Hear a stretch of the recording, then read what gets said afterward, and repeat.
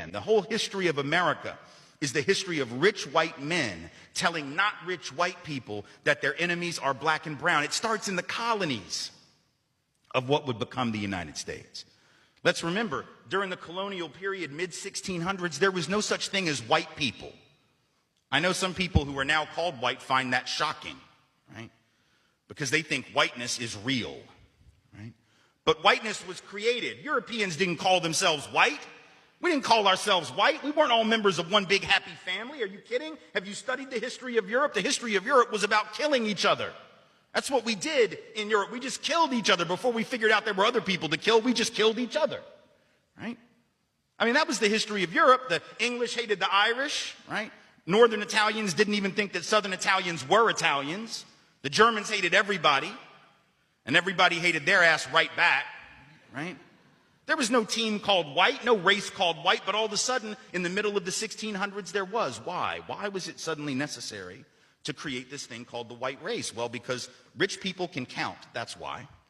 And so rich folks looked around, the ones that owned all the land, you know, in the colonies, the colonial elite, looked around and they realized something, that they were heavily outnumbered by African enslaved folks, by European indentured servants, who were just one level above a slave, or other Europeans who weren't technically indentured servants, but they were still peasants, didn't have any money, didn't have any land, and they could do the math. They added it up, and they were like, damn, we got to figure out a way to split these folks apart from one another, or they're going to rise up and take our stuff, right? Because after a while, these black folks who were enslaved Africans and these quote-unquote white folks who were poor Europeans are going to figure out they're all getting played by these rich people. Right? So ultimately, the rich figure out they got to come up with some way to get somebody in that group on their team. The easiest thing is to get the poor Europeans, right?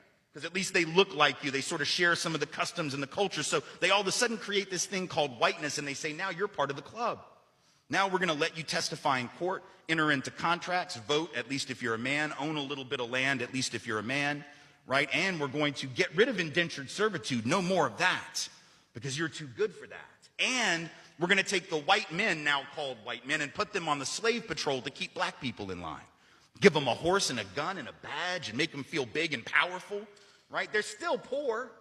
They still don't have anything. They didn't pay the slave patrol well, right? Just exploited them, used them as a buffer between the elite and the other poor folks, particularly poor folks of color. And pretty soon, the rebellions that occasionally happened where black and white got together to overthrow the elite, those stopped.